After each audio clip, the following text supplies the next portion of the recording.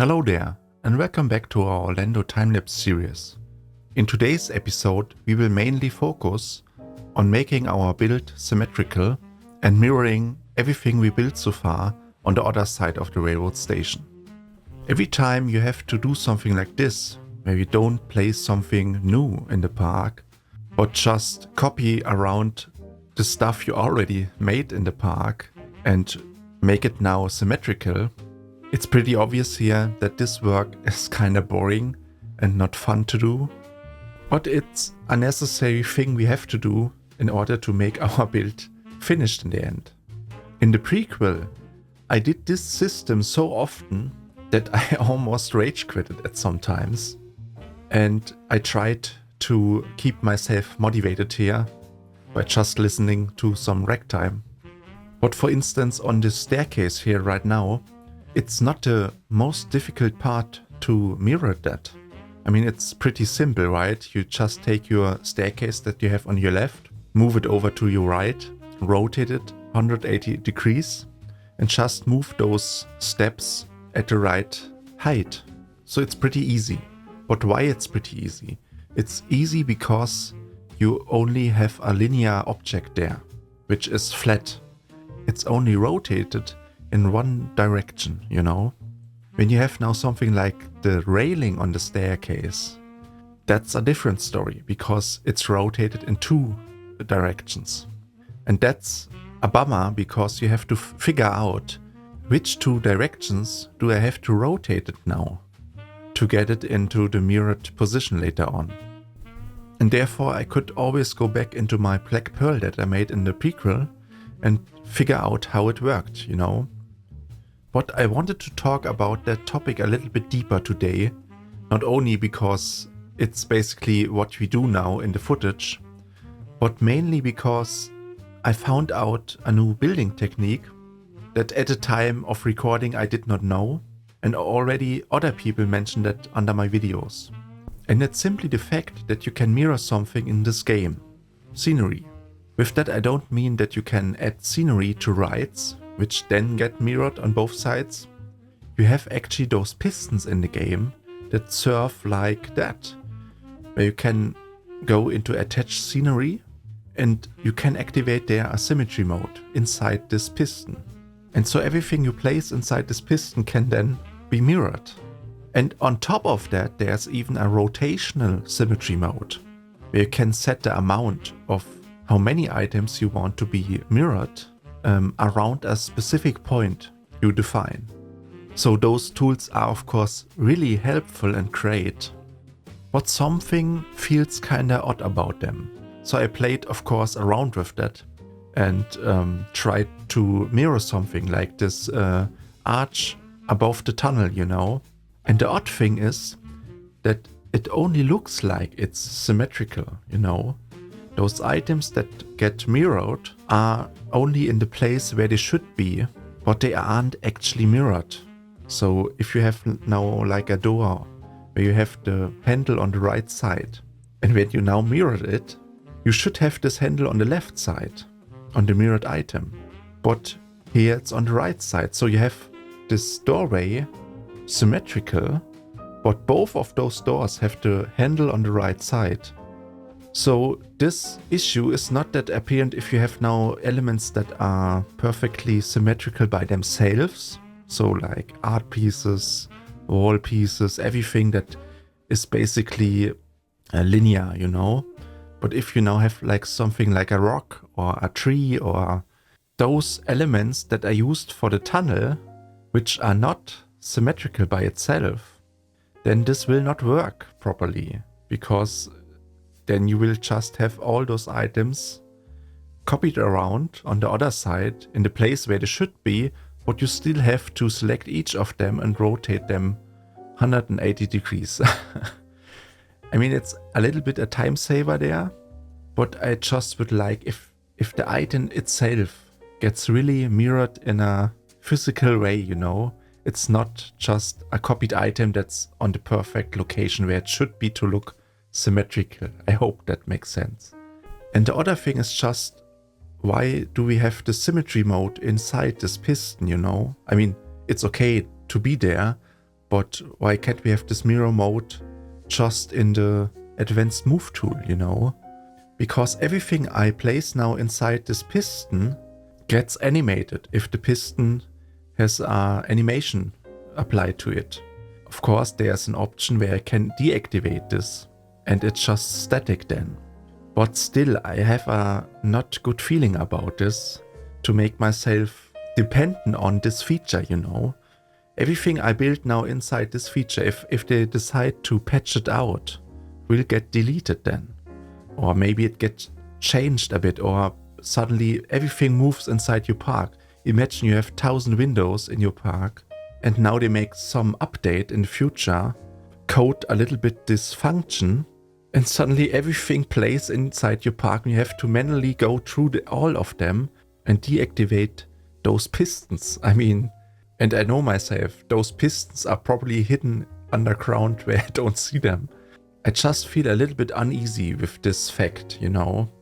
And that's why I decided until now to not use that and just rely on my old symmetry method.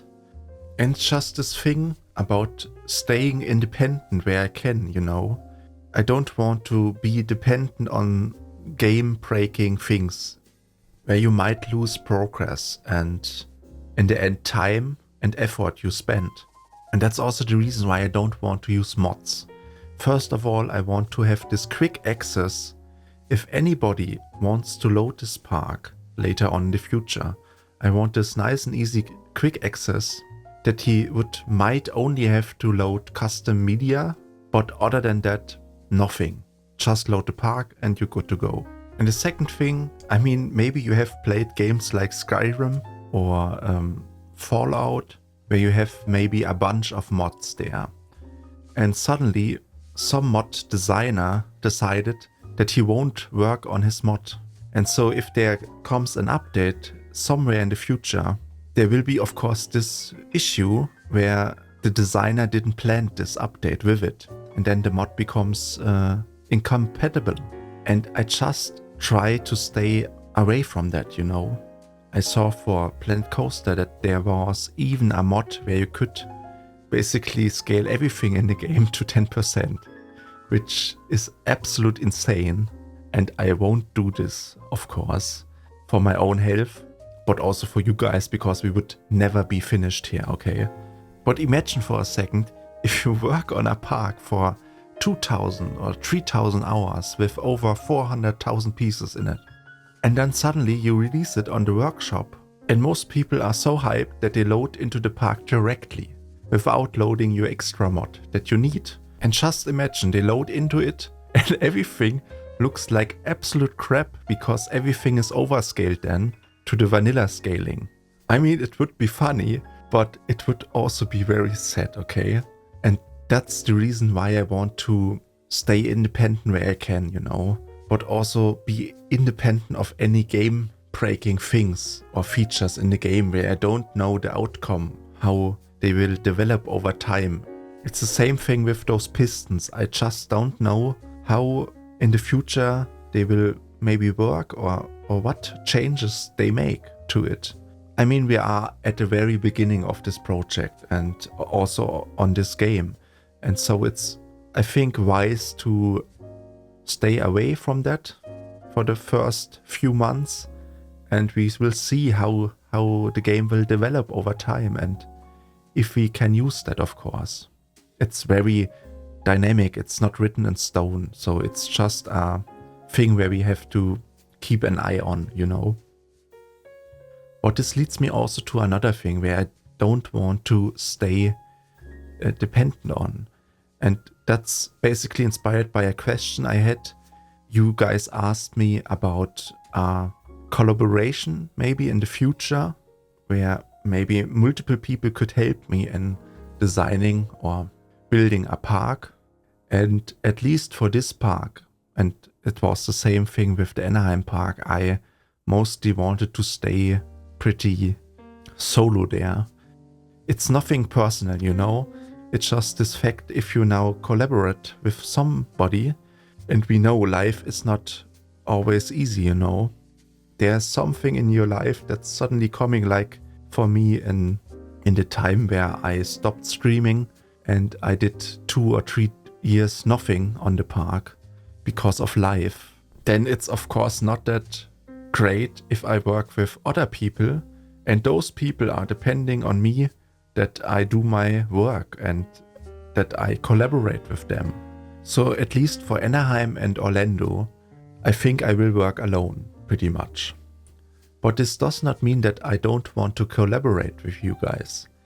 I thought of maybe doing a third park where we could maybe work together as a community. So the first question would be which park to choose for a recreation. Parks like Disneyland Paris or Disneyland Hong Kong. How to build it as a team.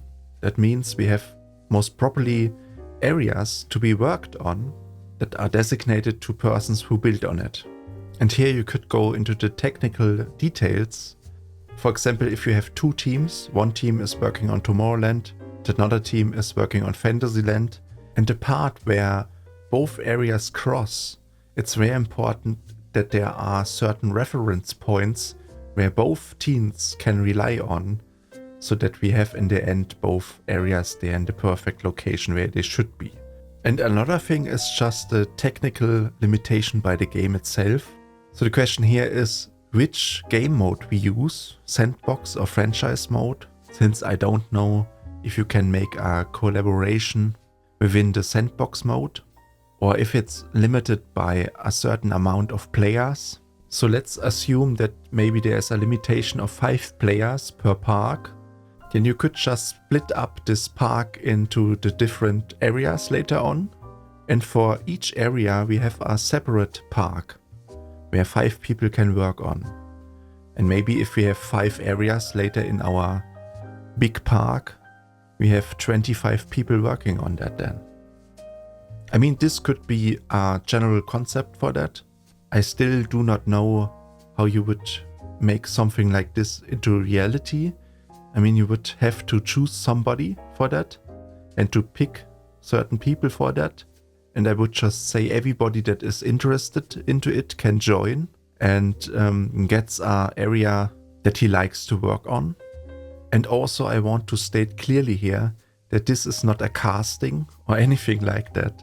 It should be just a simple and fun project where people could just join for fun, and if they want to be part of it, they can be, and it makes no difference at how good or how bad they are at this game. The only thing I asked for is honest interest into this project. If you are interested into that, then join my Discord server, okay? And maybe we will figure something out over the next couple of weeks or months. And lastly, I just want to say that those are only ideas till now. And I do not want to guarantee here anything. Because as I said, I try to stay independent where I can. But I also see the benefits of maybe working in a team, you know. Right now my focus is mainly on Orlando and I want to keep it like that in order to make a decent progress here. Because remember, I don't only have to build here, I also have to record, then cut it, then review it, then think about topics to speak about, and then bring everything together to have a video there for you guys. And I want that the content of that is at the highest quality I can do it. And to stay at that level, I don't want to overload myself. And suddenly if we have now 2 parks or 3 parks, and you know, I want to stay at that level. I don't want to make something sloppy. I really don't like that. And that's why I say those things that I say, you know. But I also don't want to over-dramatize this whole thing. It's just state how it is. And if there are changes or something new, I will let you know about that in Discord. So at this stage, we almost made it now to mirror the station around. And after the musical intermission, we will continue with that and start eventually on the roof of the station itself. So see you after the break.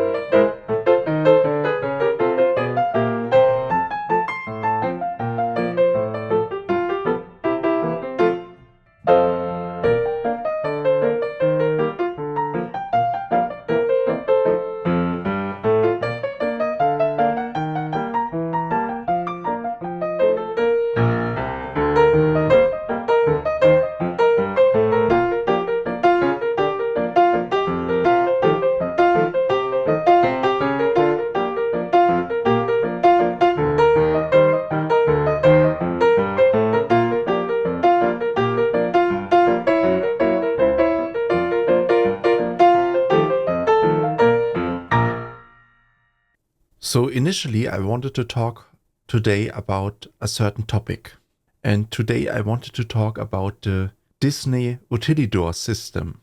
And maybe you do not know what this actually means. And it's basically a mixed word between utility and corridors. So utilidors.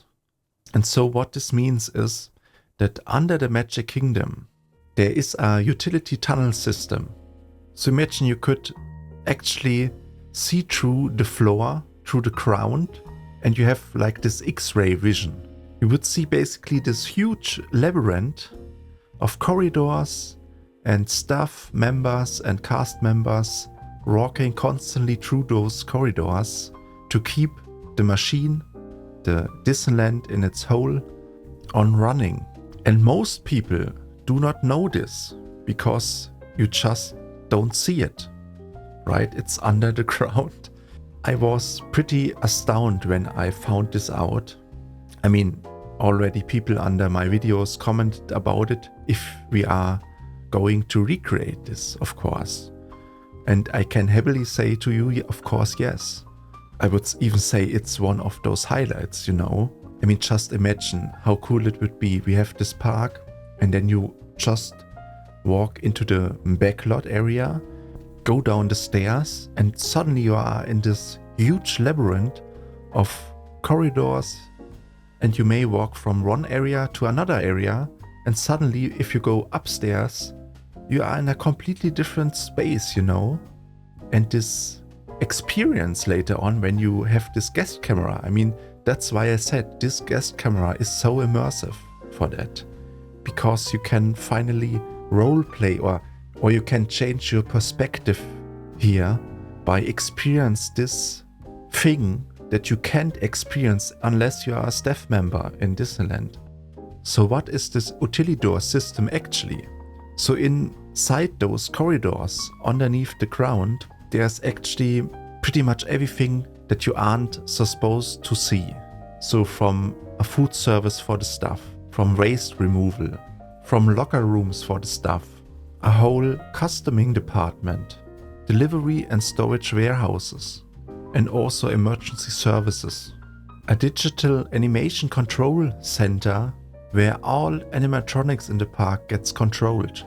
And lastly, just the fact that this labyrinth reaches all areas in the park. You just have this backstage quick access to get to the destination where you have to go. So maybe if you are an entertainer for Frontierland, then you of course don't walk through Tomorrowland, you know. This would destroy the immersion, you know. And that was also the initial reason why there is this system in the first place. In Disneyland Anaheim we don't have that. We only had there this little shortcut from the beginning of the main street to the end of the main street, and where you could have access to Tomorrowland. But let's come back to the Magic Kingdom. So actually, when they were constructing this Utilidor system, that this is actually the ground level, you know? That means that everything you see in the Magic Kingdom is actually on the first floor. So it's actually not a basement. Although you could call it somewhat a basement, it's actually the ground floor of Disneyland. So the question comes now how to construct it within Planet Coaster. And there's also another detail I have to mention. There is also a ground incline that is very small, but which goes basically from the start of the main street until the very back of the park. And it's actually so small, but still there, that you theoretically have at the end of the park a height difference of 3 to 4 meters. And of course, if you now would do this in Planet Coaster, this would be an absolute mess, I can tell you that. Because you would have to angle the street of the main street itself and work with landscape there. And I mean, I don't think that it's really worth it, you know. I think we are just better off if we just keep on going like this and stay perfectly without any incline here. And I think the Utilidor is still in place there. Nothing will change there. I mean, I did not completely understood why there is an incline in the first place. I mean, maybe you can tell me in the comments, but at least I think in order to, if this is an artificial lake, you have of course to bump everything up that you don't flood your park in the end. But still I don't really get it. It's just insane. Maybe it's like this phenomenon that you have also like in architecture. When you have like this slight incline somewhere, you get a feeling that you walk upon something, you know, because it looks like from your perspective where you look at, it looks a little bit bumped up, you know, and therefore it looks like it's not that far away. At least I think it's like a little bit optical illusion here. And just reminds me, in architecture there are quite a number of those instances where they used optical illusions on purpose, you know. And especially in Athens, in Greece, you know, there is this Parthenon. It's this Greek temple on top of the city. And back then when they designed it, they had this appearance when you look from the ground, you know, and you look on the temple. You had this appearance that the temple is sagging in the middle of it. And what they did on purpose was now that they actually made the basement of it a little bit doomed, you know, so that it's not perfectly flat and that the middle of it would bump a little bit up, just a tiny bit. And this would make the perfect appearance later on that the temple looked perfectly aligned. It's quite hard for me to explain it proper in English, but I will post a link in the description of this video that will tell you a little bit more about it in detail if you are interested into that. But let's come back to our build. And as you see, we finally made it to the roof on top of the railroad station. And you know, I really like this roof type. You know, you have this roof that is not only now angled, but it's actually on the very top even rounded. So right here we have this coronation, you know.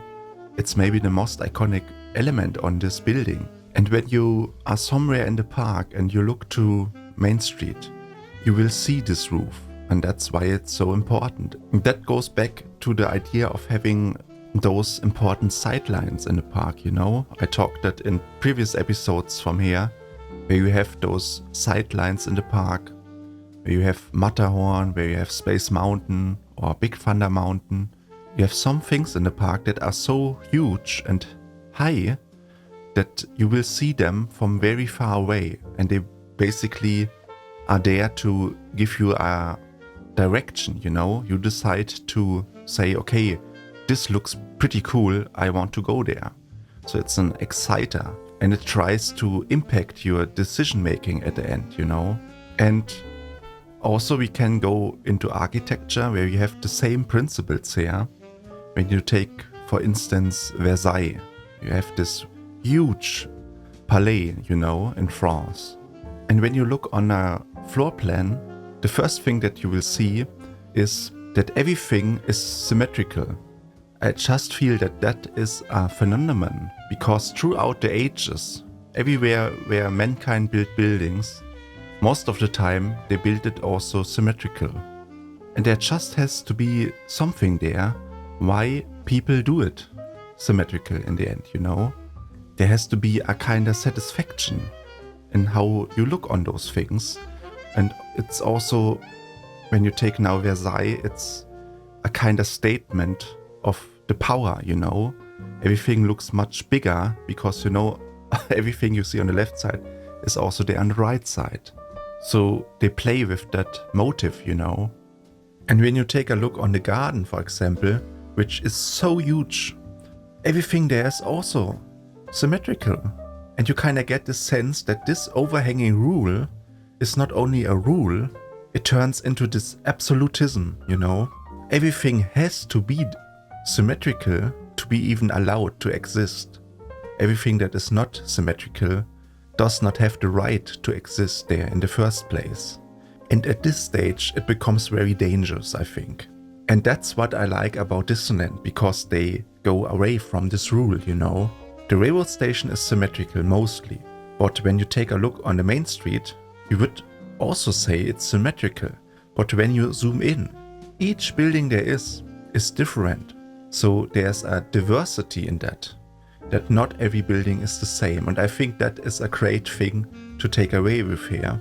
If you project it to actual people, then this is a great thing, you know. Everybody there is, no matter who you are, can be part of it, you know, of this journey. And not like in the old ages where everybody had to be from a certain kind, you know, and everybody had to wear the same things and think the same things. So you have this freedom, how you express yourself as an individual, and that you don't have to fit in any social norm there is to be accepted. And I think that is pretty useful to take away here. You can make things symmetrical, but always leave some space for little details that break up this dominance of it, you know. But maybe let's come back now to the build, okay? So the question was, how do I construct this roof, you know? Because you don't only have now this angled roofs, you have this rounded shape at the top. That means that those trims on the side, they have to be not only angled, they have now to perform this rotational movement, you know. And to make that, I used a decal that I put basically 45 degrees exactly in the center there between those both trims to make it perfectly symmetrical at that point. And then actually it worked out pretty good, I think. I later added those shingles in there and we have our roof.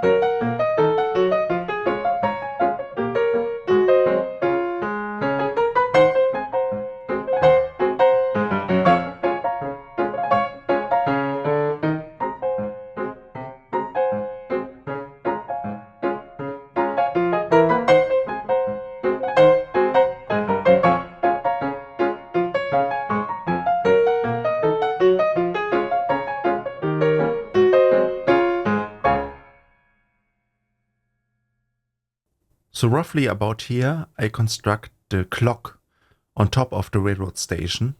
And I was curious a bit because I did not find any elements that are related to a clock within Planet Coaster 2 now. Because in the prequel, we had 3 clock types there. And luckily one of them fitted exactly into the Anaheim railroad station. And so sadly I did not find any clock related items here in Planet Coaster 2, but we have of course this very powerful text element which has no background applied to it. And I really think that this piece is maybe the most important and most useful item in the game, because you can just make so many details now that you couldn't in the prequel. You can use it of course as a sign, but also what I figured out now is that you can actually make like 2D ornaments. I used a question symbol just for that. And so you can get really creative here. And also, as you see right here, I used this rotational piston now, since I thought it's quite fitting for a clock, you know. So in a second you see me placing down pointers, which I then tried to animate with this piston element. And so it works, but it's currently just too fast. Even on the slowest setting, it's just too fast. I hope that they will implement even slower types there that you can use to make it an actual functioning clock, you know. But after I finished this clock, I was really astounded by just this pure freedom, this creative freedom, what you can do with that, you know. And I'm also so glad that we have that, because I wouldn't know another method how to do animatronics in this game. In Planet Coaster 1, when I did Haunted Mansion, I was pretty lucky that people on the workshop provided animatronics for that. Of course, if you don't have any animatronic there, the ride feels pretty empty, right? So I hope that we can get really creative with this really awesome feature.